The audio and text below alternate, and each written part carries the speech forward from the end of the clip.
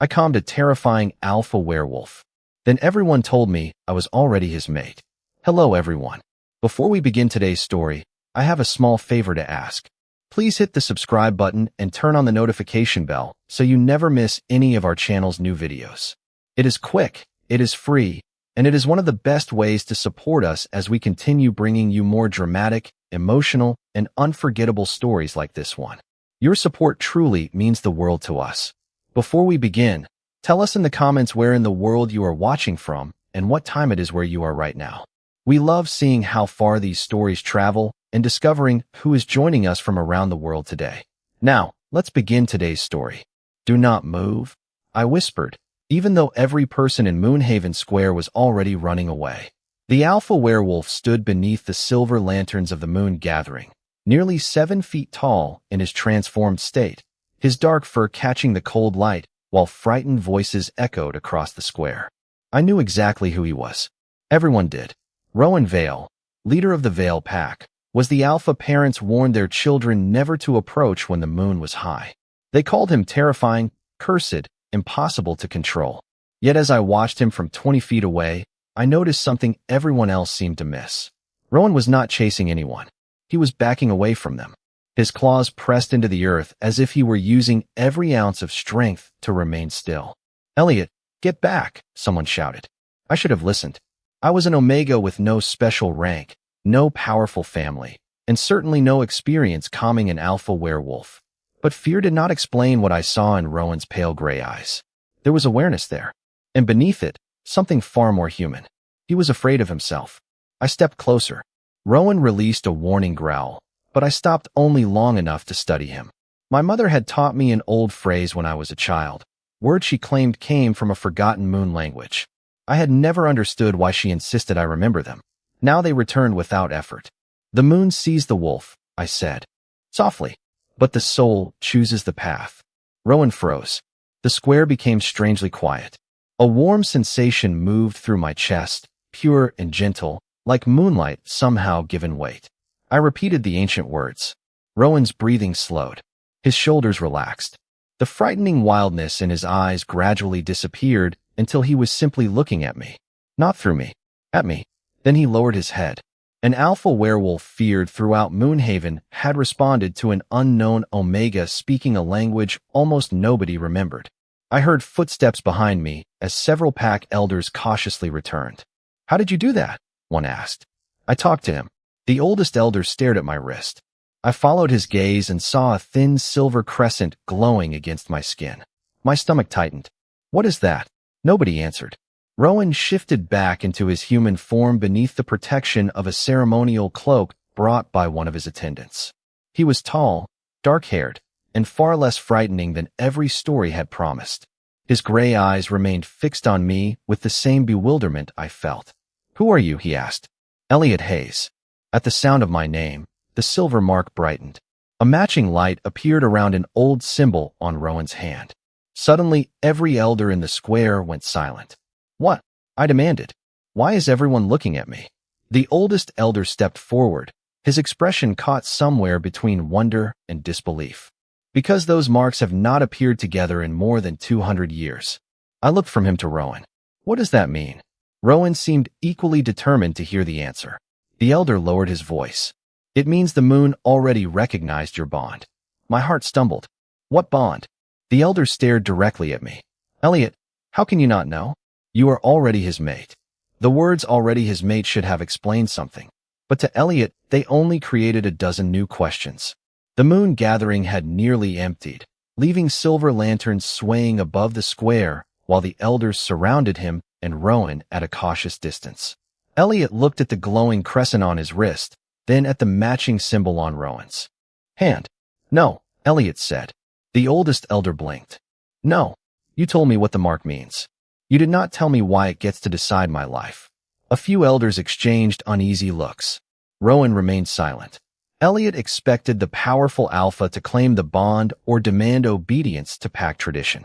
Instead, Rowan turned toward the elders. He is right. Everyone stared at him. Rowan's voice was calm now, nothing like the frightening presence that had filled the square minutes earlier. A mark is not permission. If Elliot does not choose this bond, Nobody will pressure him into accepting it. Elliot studied him with surprise. You believe that? I have spent most of my life being told what I am because of something inside me I did not choose. Rowan glanced toward the moon. I will not do the same to you. For the first time, Elliot understood why the stories about Rowan had always sounded incomplete. The pack described him as dangerous, but danger was not what Elliot saw. He saw discipline, restraint, loneliness. The oldest elder reluctantly agreed to postpone any formal declaration, but asked Elliot to remain near the Vale estate until they understood why the ancient mate marks had returned. Elliot accepted for one reason only. He wanted answers. Later that night, he sat in the estate library surrounded by dusty records while Rowan stood several feet away, deliberately giving him space. Does this happen often? Elliot asked. Losing control? Rowan's expression tightened. More often than I would like. And everyone runs. Usually. Elliot looked down at the silver crescent. I did not calm you because of this mark. I know. How? Rowan considered the question. Because you did not command me. You reminded me that I could choose. The answer stayed with Elliot. He opened an old pack chronicle and searched for the phrase his mother had taught him, but found nothing. Then Rowan suddenly gripped the edge of the table. His breathing changed. The silver mark on Elliot's wrist warmed instantly. Rowan, stay back. Elliot did not move closer. Instead, he repeated the ancient words from across the room. The moon sees the wolf, but the soul chooses the path. Rowan closed his eyes. Within seconds, the tension left his shoulders. Elliot stared at his wrist. The mark had responded before Rowan showed any obvious sign of distress. That was not romance. It was information. This bond can sense you, Elliot said. Rowan opened his eyes. Apparently. Elliot pulled another book from the shelf. Then we stop asking what the elders think it means and find out what it actually means. Rowan gave him the faintest smile. You always argue with ancient traditions? Only when they start making decisions for me. They searched until after midnight. Finally, Elliot discovered a page written in the same forgotten language his mother had taught him. Most of it was damaged, but one sentence remained clear. He translated it slowly. When the sacred voice returns, the bound wolf shall remember himself. Rowan stepped closer, his expression changing. Elliot continued reading and found a second line almost erased beneath it. The mate is not the master's chain. The mate is the mirror of choice. Then he noticed a royal crest stamped at the bottom of the page. One name remained beside it. Prince Caleb Vale. Rowan went completely still. That is impossible, he whispered. Elliot looked up. Why? Rowan's gray eyes filled with an emotion Elliot had not seen before. Because Caleb was my younger brother, and he disappeared 20 years ago. For several seconds, Rowan said nothing. The name Caleb seemed to change the air inside the library, turning an ancient mystery into something painfully personal. Elliot closed the book carefully. You said he disappeared. Rowan nodded. He was 9. I was 16. The elders told my family he wandered beyond the northern boundary during a moon festival and was never found. Elliot studied the royal crest beneath Caleb's name. Then why is he mentioned in a document about sacred voices and mate bonds? Rowan had no answer. They spent the rest of the night searching older pack records, and shortly before sunrise, Elliot found something stranger. Every official history described Rowan's unstable transformations as an inherited alpha condition, yet the earliest medical record was dated only 3 days after. Caleb vanished. Your condition started after his disappearance, Elliot said. Rowan stared at the date. I never connected them. Maybe everyone made sure you would not. Rowan's expression darkened with thought. Elliot turned another page and discovered a private statement written by a former pack physician. It described Rowan not as naturally unstable, but as carrying an ancient burden voluntarily transferred to him during a royal emergency. Elliot looked up. You knew about this? Rowan was silent for a long moment. Not all of it. He moved toward the window, where dawn was beginning to color the sky. That night, I remember the elders telling me something was spreading through the pack.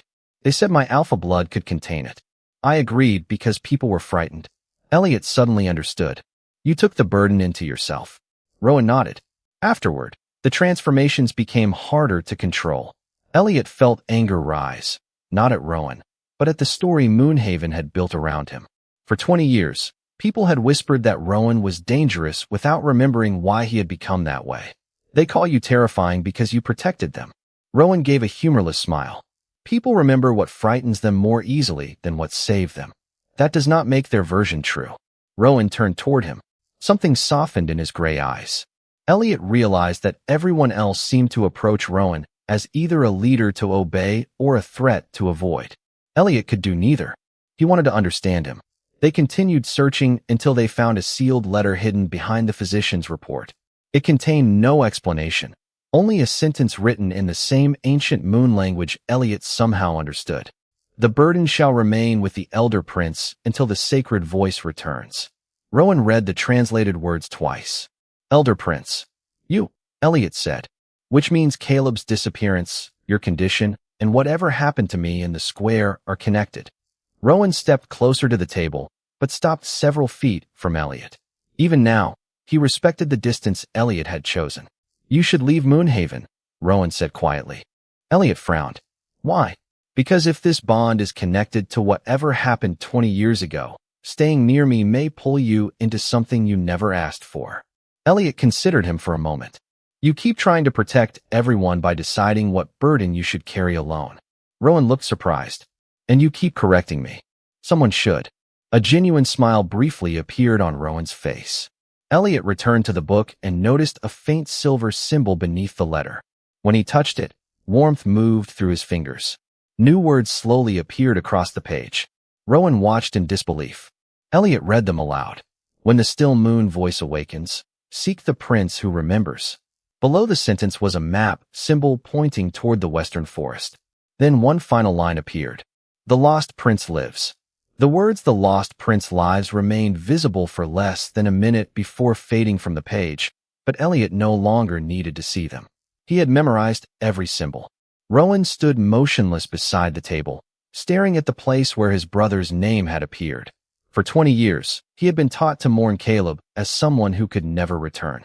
Now an ancient message was telling him that grief itself might have been built on a lie.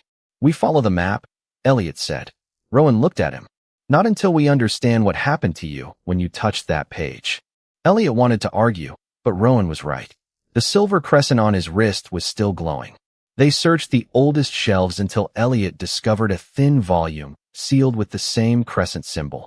The cover named a forgotten tradition called the Still Moon Voice. According to the text, it was neither a weapon nor a form of control. It was described as a pure and sacred gift that allowed its bearer to speak through the ancient moon language to the conscious mind beneath a werewolf's strongest instincts. That is why you could hear me in the square, Elliot said. Rowan read the translated passage beside him. You did not suppress the wolf. No, I reminded you that you were still there. Another passage warned that the gift could never force obedience. It worked only when the person hearing it chose to respond. Elliot felt unexpectedly relieved. Whatever existed between them, he did not want power over Rowan. He wanted Rowan to have power over himself. The next page contained an illustration of two silver marks identical to theirs. Elliot expected another explanation of mate bonds, but the text described something more complicated. The marks appeared when two souls possessed the potential to create balance, yet recognition did not guarantee love. Potential, Elliot said, not destiny. Rowan nodded slowly. That sounds considerably less terrifying than the Elder's version. Elliot smiled. You are the terrifying one, remember? Apparently, I have competition from ancient grammar. Their shared laughter was brief, but it changed something between them. Elliot had spent less than a day with Rowan, yet he was beginning to understand the quiet man hidden beneath 20 years of fearful stories. Rowan listened before speaking. He respected boundaries even when tradition told him he had authority. Most importantly, he never treated Elliot's Omega status as weakness. By afternoon, they brought the Still Moon text before the elders. Several recognized the book but claimed its teachings had been abandoned generations ago. When Elliot asked why, nobody gave a clear answer. Finally, the oldest elder admitted that large sections of early pack history had been removed after a royal decree nearly 2 centuries earlier. Removed for what reason? Rowan asked. To preserve order. Elliot frowned. Order from what? The elder hesitated. From bonds the later councils considered unacceptable. He explained that the oldest moon records recognized sacred partnerships without restricting them by gender or secondary status. Male alpha romance had once appeared openly in royal histories, alongside other bonds, until later leaders erased those accounts and narrowed the meaning of mate. Rowan's expression became cold with disappointment. So we did not inherit the whole tradition. We inherited somebody's edited version. Elliot thought about his mother teaching him forbidden words without ever explaining why. Then he noticed an inscription inside the back cover. The letters were tiny, almost invisible. He translated them slowly. When fear rewrites love, seek the sanctuary where the first moon still speaks. Beneath the sentence was the same Western symbol from Caleb's hidden message. But there was something else, a handwritten note beside it, dated 20 years earlier. Elliot recognized the name immediately. Caleb Vale. The message contained only 6 words. Rowan must never believe he is cursed. Rowan read Caleb's message so many times that Elliot wondered whether the words might somehow change if he stared long enough. They did not. Rowan must never believe he is cursed. For 20 years, Rowan had built his life around the opposite belief. He had treated every difficult transformation as proof that something inside him was broken, while Moonhaven treated his restraint as something temporary and his fearsome reputation as inevitable. Elliot closed the book gently. Caleb knew the truth. Rowan looked toward the Western symbol beneath the message. Then I need to know why he left me believing a lie. The question carried no anger, only the exhaustion of someone discovering that his deepest fear might never have belonged to him. The following morning, Elliot and Rowan began reconstructing the hidden map from 3 separate moon texts. Each contained fragments disguised as decorative symbols, but Elliot's still moon voice allowed him to recognize patterns the other scholars had missed. By noon, the route pointed toward a mountain sanctuary almost 150 miles west of Moonhaven. Before they could leave, however, Elliot discovered another sealed record beneath Caleb's original royal registry. It described the night the prince vanished. Caleb had been born with an unusual sensitivity to the ancient moon language.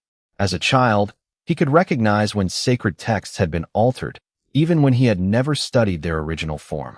That ability had led him to a forbidden archive beneath the Vale estate, where he discovered that the royal bloodline had once maintained a covenant with the ancient wolves.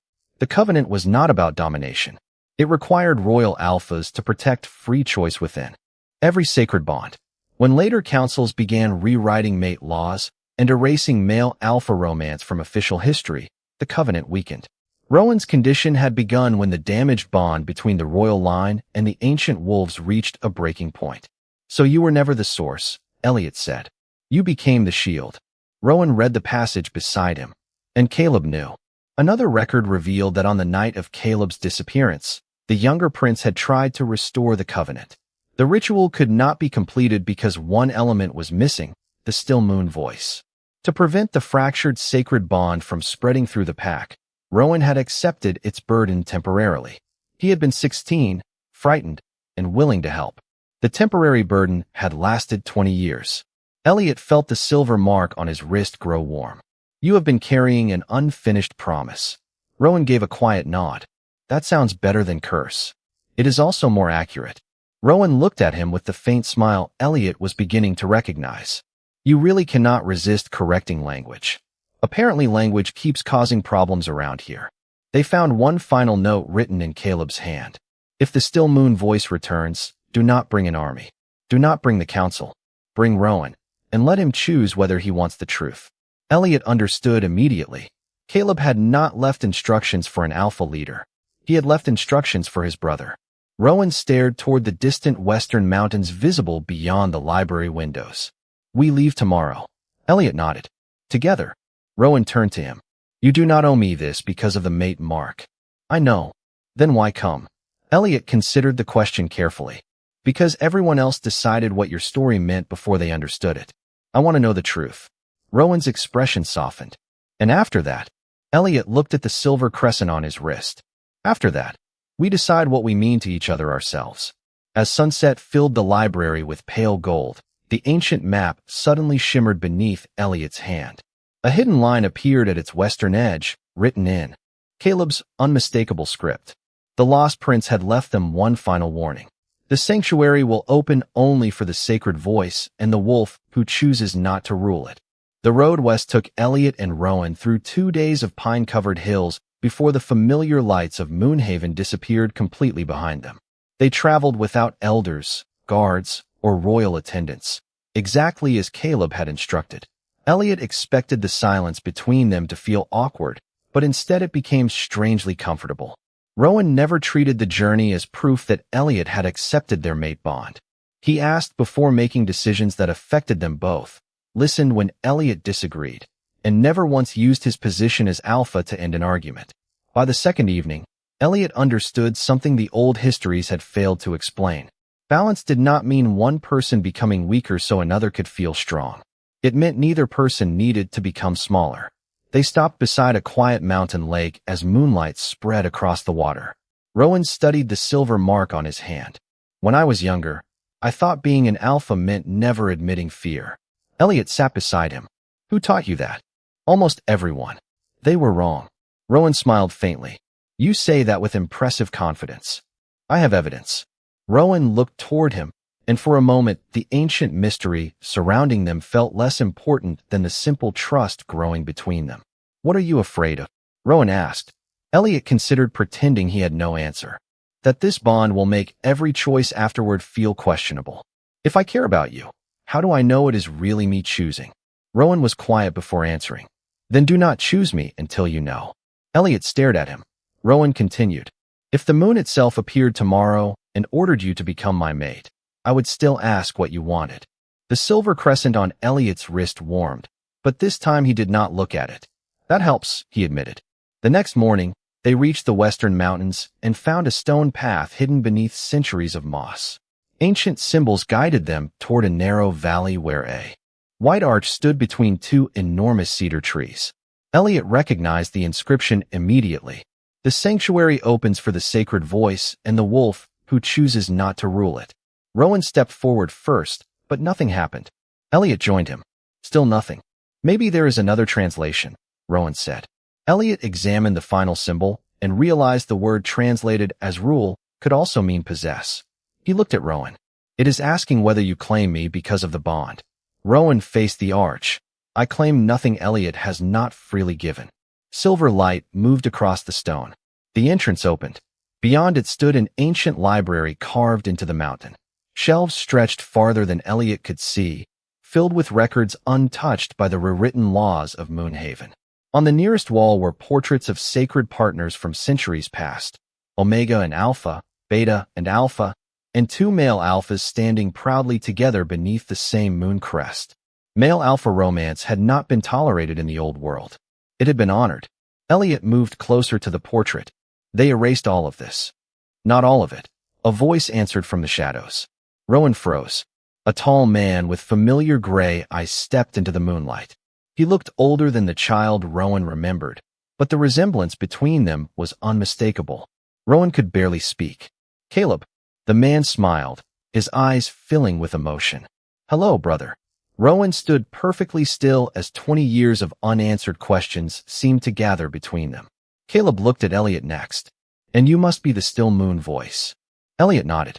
Why did you disappear? Caleb's smile faded. Because someone had to protect the truth until Rowan was ready to choose it freely. Rowan finally found his voice. Choose what? Caleb turned toward a sealed silver door at the end of the archive. Whether to remain the terrifying alpha everyone taught you to fear, or learn what your wolf was always meant to be. Rowan stared at the sealed silver door, but he did not move toward it. Instead, he turned to Caleb. Before I choose anything, tell me why you let me believe you were gone. Caleb lowered his eyes. Because the sanctuary had one law I could not break.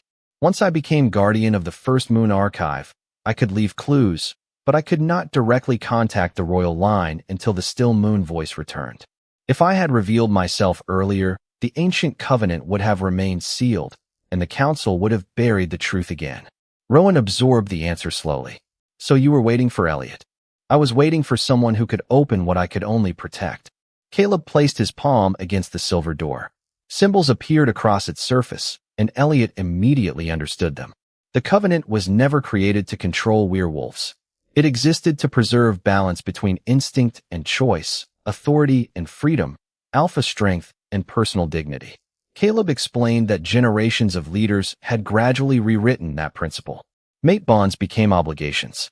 Rank became entitlement. Relationships that did not fit later expectations disappeared from official history. When the covenant weakened, its sacred burden sought someone from the royal Alpha line capable of containing it. 16-year-old Rowan had volunteered without understanding the cost. Your wolf was never cursed, Caleb said. It has been carrying the imbalance of an entire broken promise. Rowan looked almost relieved, but Elliot saw sadness beneath it. 20 years of shame could not disappear because of one explanation. Elliot stepped beside him. You were never what people called you. Rowan gave him a quiet look. I still frighten them. Fear describes their experience. It does not define your character. Caleb smiled faintly. That sounds like the still moon voice, even when you are speaking ordinary English. Elliot looked toward the door. How do we restore the covenant? Caleb's expression became serious. The old ritual required two forces. A royal wolf willing to surrender control over another person's choice, and a sacred voice willing to guide without commanding. Rowan immediately understood. Elliot and me. Potentially, Caleb replied. But the ritual will fail if either of you participates because you believe the mate bond requires it. Elliot appreciated the distinction. Even ancient magic, apparently, needed better boundaries than Moonhaven's modern elders. The silver door opened, revealing a circular chamber beneath an opening in the mountain ceiling. Moonlight fell across a stone table holding the first moon record. Elliot approached it and read the oldest definition of mate. His breath caught. Rowan, they translated it wrong. Rowan almost laughed. Of course they did. Elliot read aloud. A mate is not one soul owned by another. A mate is one soul recognized as capable of walking beside another, if both choose the road. Caleb nodded. Recognition was never a command. Rowan looked at Elliot, and the meaning of their silver marks finally became clear. The moon had not married them. It had merely introduced a possibility. Elliot felt an unexpected warmth at that thought. Their conversations, trust, and growing affection belonged to them, not prophecy.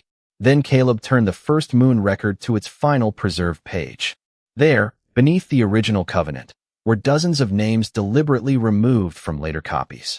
Several belonged to male alpha couples who had served as sacred companions, guardians, teachers, and leaders. Their love had once been part of the foundation of Moonhaven. Elliot traced the faded letters with his eyes. This changes everything. Only if people are allowed to know, Caleb said. Rowan looked toward the open door and then at his brother. We take the archive home. Caleb shook his head. The archive stays protected, but the first moon record can return with you. Rowan understood the challenge immediately. Restoring the covenant would not be enough. He would have to stand before the same people who feared him and reveal that generations of law had been built upon edited history. Elliot reached for the sacred record, but the silver mark on his wrist suddenly shone brighter than ever. New words appeared across the final page. The covenant can be restored only when the recognized pair faces the moon before their people and answers one question freely. Elliot read the question, then looked at Rowan. If destiny released you from this bond tonight, would you still choose each other? Tomorrow. The question followed Elliot all the way back to Moonhaven. After 2 days on the Eastern Road, he and Rowan returned with Caleb beside them, and the first moon record protected beneath Rowan's coat. Word of the lost prince's return spread before they reached the Vale estate, and by sunset the moon gathering square was filled with elders, families, scholars, and pack leaders demanding answers. Rowan could have spoken first. Instead, he stepped aside and let Caleb tell the truth of his disappearance, the hidden sanctuary, and the ancient covenant. Then Elliot opened the first moon record and explained what the earliest laws actually said. Mate bonds had once recognized possibility, not ownership. Sacred partnerships had never been restricted by gender or secondary status. Male alpha couples had stood openly among Moonhaven's honored companions until later councils erased their names and narrowed the meaning of the bond. Some listeners accepted the evidence immediately. Others looked uncomfortable. One elder finally said, "Whatever happened centuries ago, our laws have preserved order." Elliot met his gaze. Order is not the same as truth. Another elder turned to Rowan. You are the Alpha. You can settle this. Accept the Omega as your mate, complete the bond, and the pack will follow. Rowan's expression became calm in the way Elliot had learned meant his decision was already made. No. The square fell silent. The moon recognized Elliot and me, Rowan continued. But recognition does not give me ownership of him. His choice belongs to him, even if that choice is not me. Elliot felt the silver crescent on his wrist grow warm. The elder frowned. Then you would reject destiny? I would reject any version of destiny that requires Elliot to surrender his freedom. Rowan turned toward him. There was no command in his gray eyes, no expectation hidden behind alpha authority. If you walk away tonight, I will still be grateful you reminded me that I was never cursed. That was the moment Elliot finally understood what he had been trying to separate for days. The bond had not created Rowan's patience. It had not created his kindness, his restraint, or the quiet humor Elliot had discovered on the Western Road. The moon had not forced Rowan to respect him. Rowan had chosen those things every time. He could have chosen differently. Elliot stepped forward. I was afraid that if I chose you, I would never know whether the choice was mine. Rowan waited. Now I know. Elliot held out his hand. I choose you, Rowan. Not because the moon told me to. Because when everyone called you terrifying, you were still more concerned about frightening them than proving your strength. Because you listened to me when tradition said you did not have to. And because you would let me leave. Rowan took Elliot's hand gently. Then I choose you for the same reason I trusted you that first night. You saw the wolf, but you spoke to the man. Silver light moved across both their marks. The first moon record opened by itself, revealing the ancient question. Caleb read it aloud. If destiny released you from this bond tonight, would you still choose each other tomorrow? Rowan answered first. Yes. Elliot smiled. Yes. Nothing dramatic happened at first.